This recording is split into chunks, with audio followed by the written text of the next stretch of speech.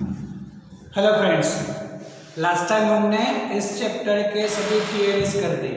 चलो आज उसी के ही numericals from exercise.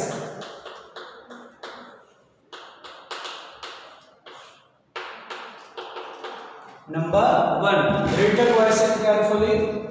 A geyser heats water flowing at the rate of 3 liters per minute from 27 degrees Celsius to 77 degrees Celsius. If geyser operate on a gas burner, what is the rate of consumption of fuel if the heat consumption is 4 into 10 raised to 4 joule per gram? यहाँ पर हमें water flowing हमें दे रखा है, that is the rate is 3 litre per minute, means volume given, क्या volume of the water क्या है? It is 3 litre per minute. Then just convert litre into metre cube, then we know that 1 liter is 10 raised to minus 3 meter cube per minute, मतलब that much amount of water flows per minute। इसको हम minute में ही रखेंगे, then it is 3 into 10 raised to minus 3 meter cube per minute। Now the change in temperature is given 27 to 77 degrees Celsius। then directly अगर हम change in temperature कर दें कि change in temperature delta T, we can say 77 minus 27, it is 50 degree Celsius. अब यहां पर हमारे पास volume है तो डेंसिटी से मास भी मिल सकता है, तो we know the density of water, density of water rho is equal to 1000 kg per meter cube। therefore अब हमें मास मिल सकता है कि मास ऑफ वाटर फ्लो पर minute, then we have density is equal to mass upon volume, then mass is equal to density into volume, मतलब अब कितना मास जो है वाटर फ्लो होगा, तो density 1000, volume 3 into 10 raised to minus 3, then we can say it is 3 kg per minute। आया समझ में कि नहीं? डेंसिटी 1000 है, volume 3 into 10 raised to minus 3, तो ये तो कैंसिल हो गया, 3 kg पर मिनट इतना फ्लो होगा। अब वाटर है तो वाटर की हमें स्पेसिफिक डेंसिटी भी, स्पेसिफिक हीट कैपेसिटी भी मालूम है हमें,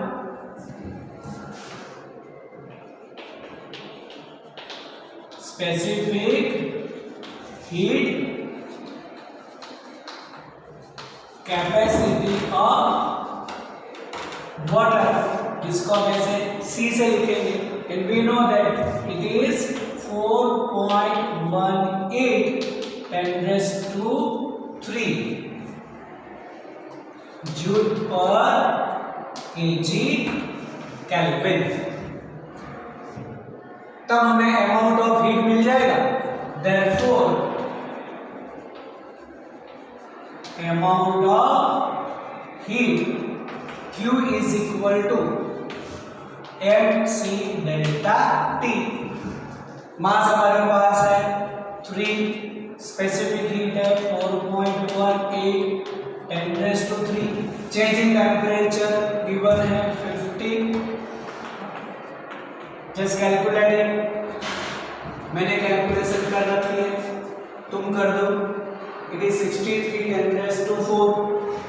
यहाँ पर 4.18 को ऐसा कर दो कि 4.2 भी हम यूज कर सकते हैं, तो यहाँ पर 4.2 यूज करो और उसका आंसर हमें मिलेगा कुछ 63 10 raised to 4। जूल पर मिनट, बिकॉज जो भी हमें मिला है मास जो है वो पर मिनट में है, इसलिए कितना अमाउंट मिलेगा हमें जूल पर मिनट। अब हमें तो चाहिए कि कितना जो है वो फ्यूल कंजप्शन होगा, तो उसको कंसीडर करते हैं। Consider m amount of gas consumed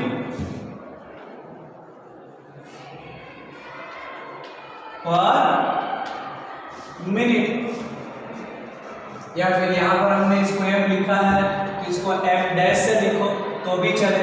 तो suppose m dash amount of heat consume पर मिनट, तो इसके लिए अमाउंट ऑफ हीट तो उसका हमें कंजप्शन रेट दे रखा है हमें, therefore Q otherwise Q dash we can say m dash into जो भी उसका रेट ऑफ कंजप्शन है, तो रेट ऑफ कंजप्शन कितना है 4 × 10⁴ जूल पर ग्राम दिया है। देखो ये जो है 4 × 10⁴ जूल पर ग्राम, इसको यहाँ पर मैं लिख रहा हूँ इट इज जूल पर ग्राम।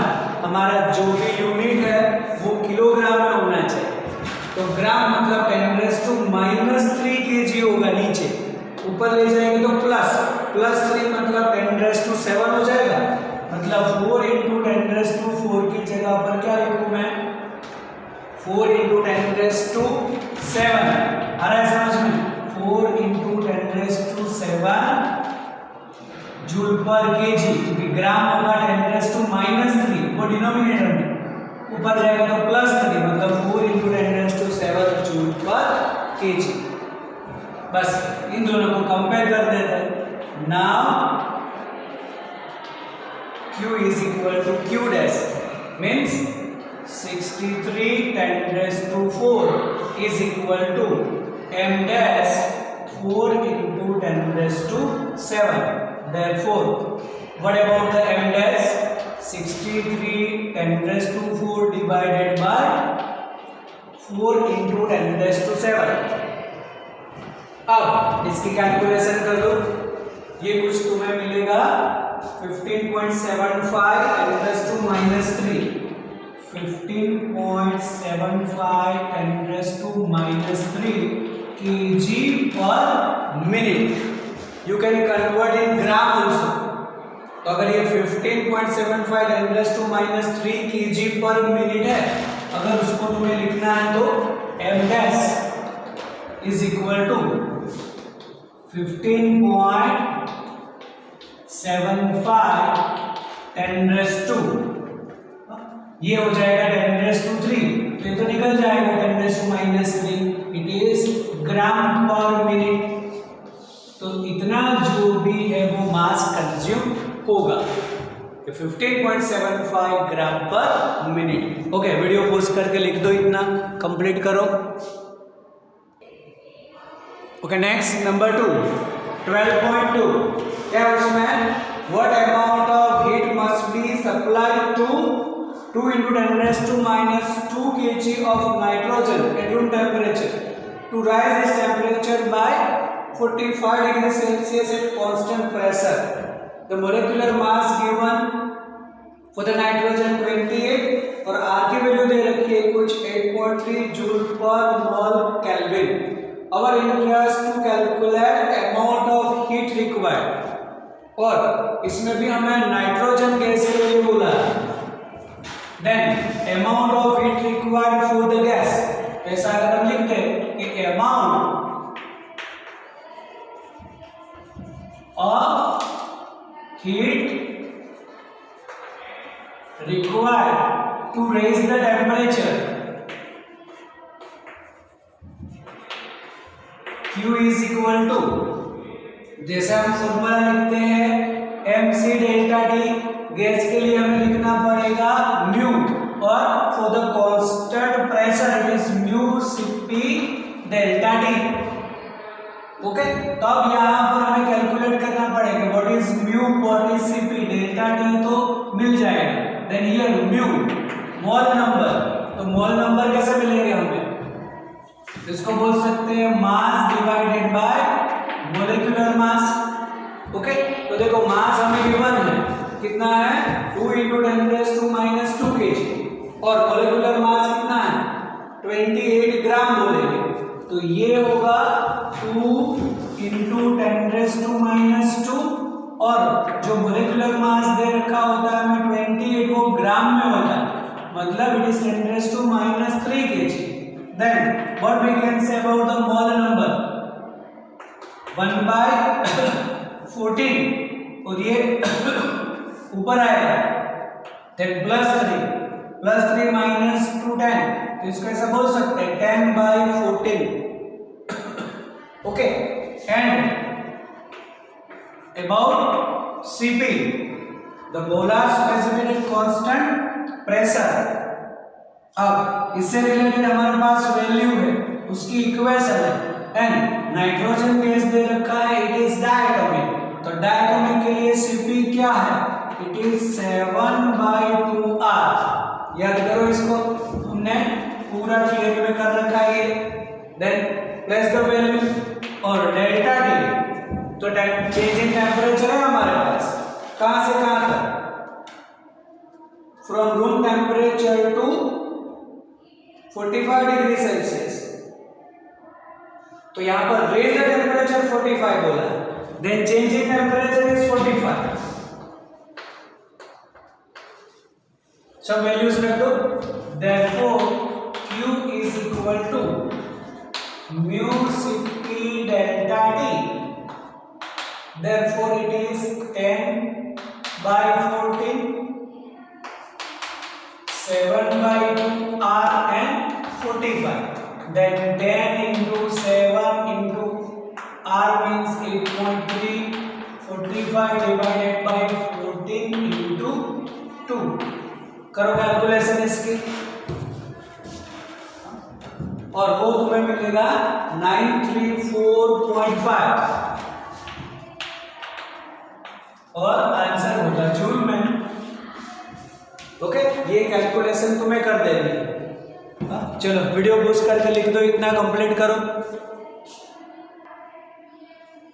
Okay see the next number 3 12.3 यहाँ पर मैं एक्सप्लेनेशन पूछी कि two bodies at different temperature T1 T2 if brought in thermal contact do not necessarily settle to the mean temperature T1 plus T2/2 कभी भी अगर हम ऐसे two bodies at different temperature one is at T1 another is at T2 and brought in contact with each other we can't say the final temperature is the average of that वो कब होगा whenever the thermal conductivity of both is same अब हर बार ऐसा नहीं होगा तो ऐसा बोल सकते हैं कि for the different bodies तो different body possess different thermal conductivity and due to the different thermal conductivity whenever they are brought in contact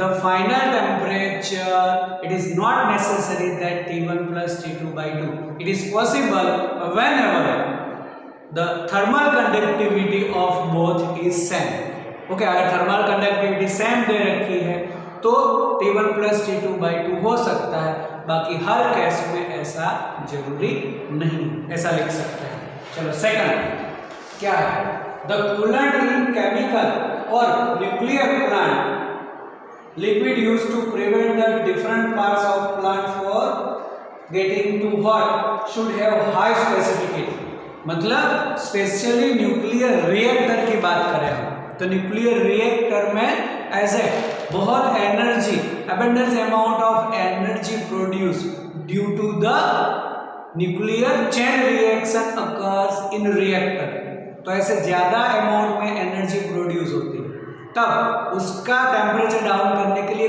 coolants use होते हैं तो वो जो कूलेंट्स यूज करे उसकी ऐसा बोला है कि उसकी स्पेसिफिक हीट हाई होनी चाहिए the coolants use with high specific heat तो क्या मतलब है हाई स्पेसिफिक हीट का मतलब क्या होगा then we can say the material which having the high specific heat it absorb the higher amount of energy तो जो भी कूलेंट्स है उसकी specific energy as a high है, तो क्या बोल सकते हैं, स्पेसिफिक हाई है तो they absorb the high amount of, या otherwise it's absorb the larger amount of heat, and अगर amount of heat as absorb हो गई तो जो भी रिएक्टर है उसका टेम्परेचर डाउन हो जाएगा, मतलब जो भी है ब्लास्ट है उसको बचा सकते हैं।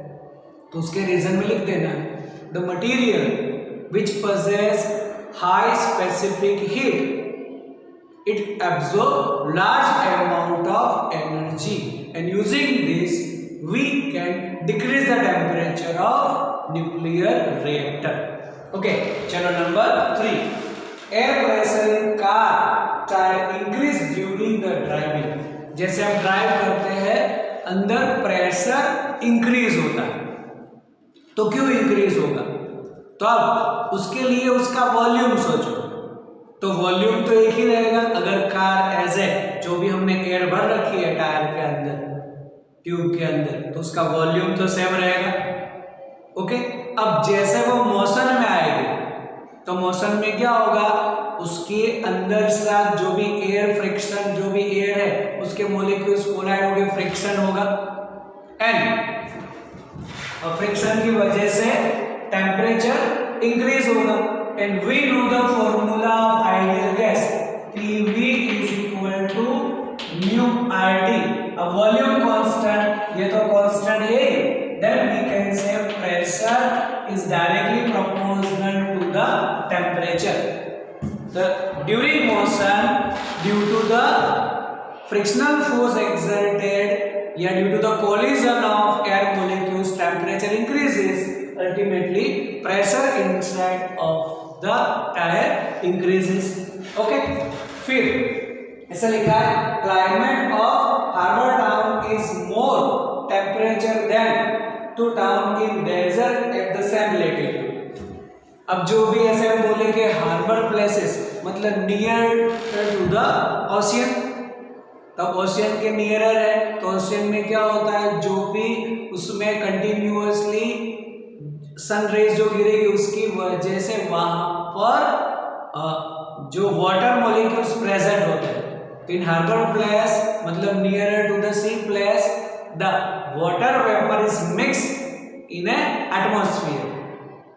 अब मिक्स हो जाएगी तो वहां पर क्या होगा, वो भी ऐसे थोड़ा थोड़ा ऐसे सन रेज की हीट को एब्जॉर्ब करे।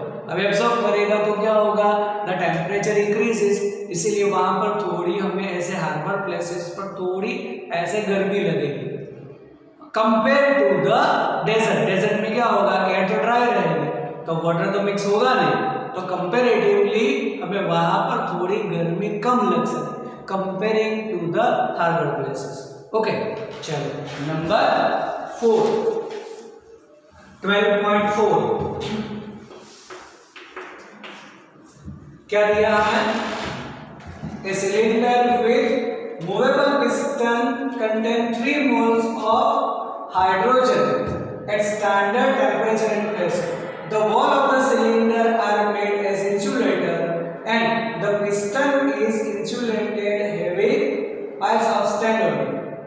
By the what factor does the pressure of the gas increase if gas is compressed to half its original volume? तो पहले यहां पर आप बोल सकते हैं कि initial volume,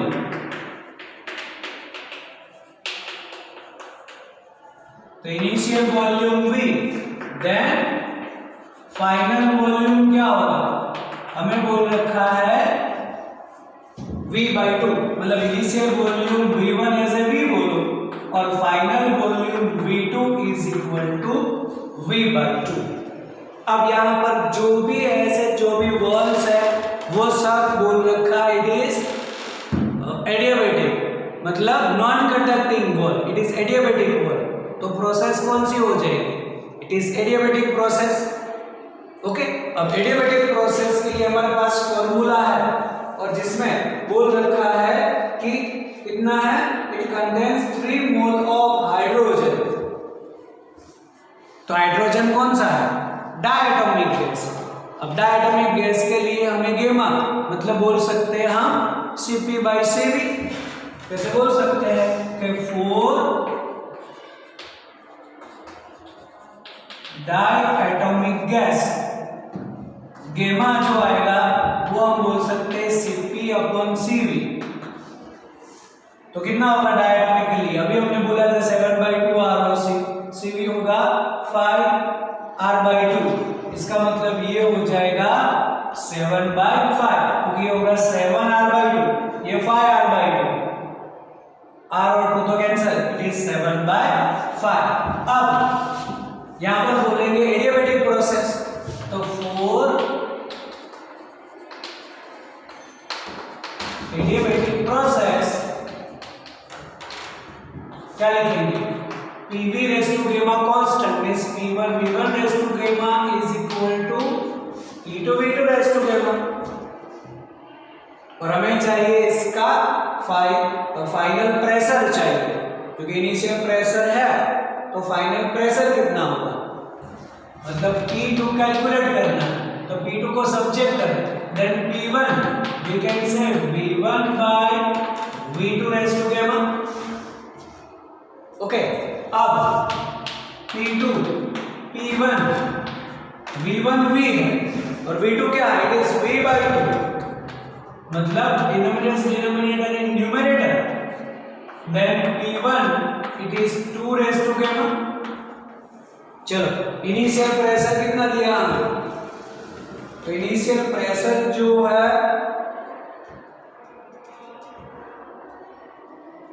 What factor does the pressure increases, ऐसा बोला है, तो what फैक्टर में, तो उसको P2/P1 ले लेते हैं, तो इतना प्रेशर इंक्रीज होगा ऐसा बोल सकते हैं। Then 2 raise to gamma, gamma क्या है, इट इज 7/5, 7/5 का मतलब क्या होगा, it is 1.4, okay, then P2/P1 is 2 raise to 1/4, तब यहां से कैलकुलेशन कैसे करें, 2 रेज़ टू 1.4, तब यहां पर हमें इसके लॉग की हेल्प लेनी पड़ेगी।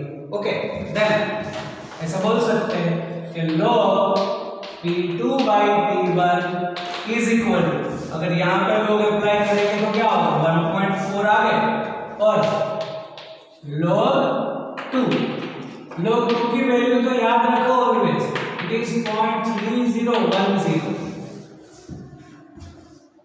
और क्या होगा इसका मल्टीप्लिकेशन, करो multiplication, it is 0.4214, it is log P2/P1। अब अगर हमें P2/P1 चाहिए तो क्या बोलेंगे, एंटीलॉग ऑफ 0.4214, इसी का, और इसका है 2.638, इसका मतलब P2/P1 होगा 2.64, या फिर P2 is equal to 2.64 P1, initial pressure के कंपेयर में 2.64 टाइम्स होगा।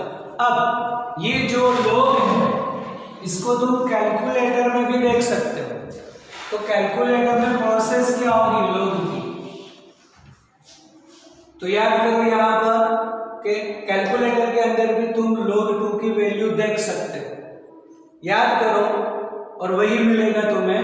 तो देखो क्या करना है log के लिए, तो जिसका भी log देखना है वो नंबर, बराबर, फिर इसका तुम्हें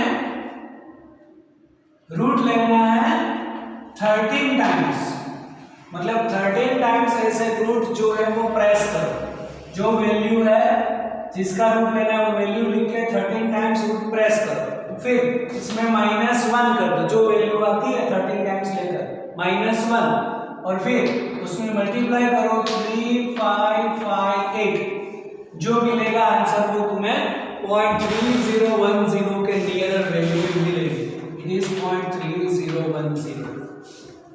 okay, this is for log।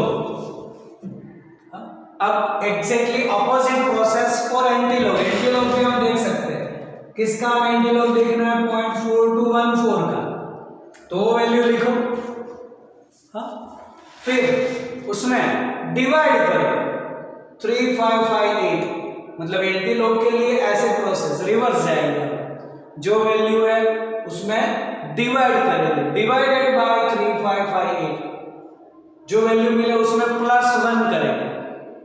अब जो वैल्यू आती है उसमें साइन होती है इनटू इक्वल, तो इनटू इक्वल ऐसे तुम्हें 13 टाइम्स करना है, मतलब इनटू और इक्वल साइन वो एक प्रोसेस, इनटू इक्वल ऐसा 13 टाइम्स करोगे, उसकी वैल्यू तुम्हें मिलेगी नियर कुछ 2.638। तो लॉग एंटी लॉग हम कैलकुलेटर से भी कर सकते हैं, ये इसकी प्रोसेस है, याद करो। वापस एंटी लॉग के लिए जिसका लिखना है डिवाइडेड बाय 3558 +1, जो आंसर आता है इनटू इक्वल ऐसे 13 टाइम्स करो, आंसर मिलेगा। चलो लिख दो वीडियो पॉज करके ये। चलो नेक्स्ट नंबर 5। क्या है number 5? In changing the state of gas adiabatically from an equilibrium state A to another equilibrium state B, the amount of work done equal to 22.3 joule done on the system. If the gas is taken from A to B via process in which the net heat absorbed by the system is 9.35 calorie, the how much is the net work done by the system in latter case? और दे रखा है 1 calorie is 4.19 joule. तो देखो यहां पर दो अलग अलग प्रोसेस हो गए। अब प्रोसेस पहले में हमें दे रखा है इट इज एडियाबेटिकली, मतलब एडियाबेटिक प्रोसेस। तो we know that in the adiabatic process change in internal energy 0, and जो भी वर्क डन है वो भी बोल रखा है work done on the system. तो work done on the system तो नेगेटिव होता है, तो पहले लिखेंगे कि work done on the system, W is equal to minus कितना दे रखा है, इट इज 22.3 जूल। फिर सेकंड स्टेप में 4 एडियाबेटिक प्रोसेस क्या होगा, चेंज इन एनर्जी 0, देयरफॉर या फिर बोल सकते हैं using first law of thermodynamics. तो क्या है first law of thermodynamics, change in internal energy is delta Q minus delta W. Okay, therefore delta Q ये तो 0 है, माइनस और ये वर्क भी नेगेटिव है, work done on the system means therefore change in internal energy हो जाएगा 22.3 joule. ये हमारा फर्स्ट केस में होगा। अब सेकंड केस में एनर्जी एब्जॉर्ब हो रही है, तो एब्जॉर्ब एनर्जी हम पॉजिटिव लेते हैं, तो बोलेंगे in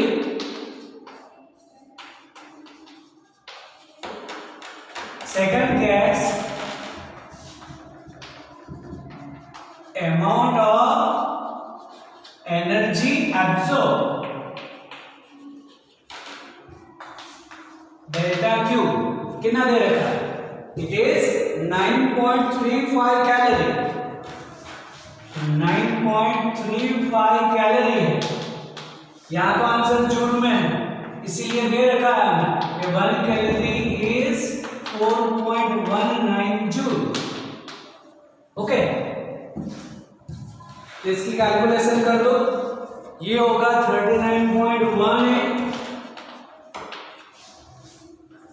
और अब हमें करना है work done. Again using first law of thermodynamics,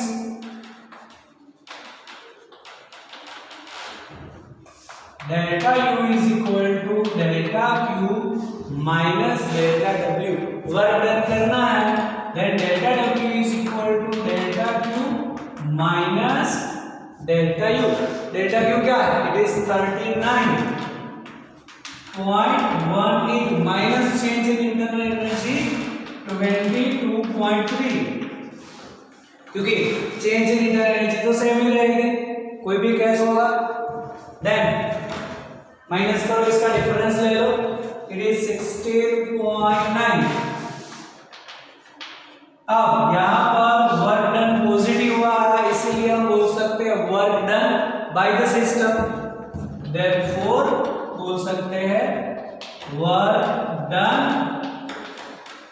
bye the system. और वही क्वेश्चन में लिख रखा है कि work done by the system later case में क्या होगा? Work done by the system always positive होता है। ओके, चलो वीडियो पॉज करके इतना खत्म कर दो।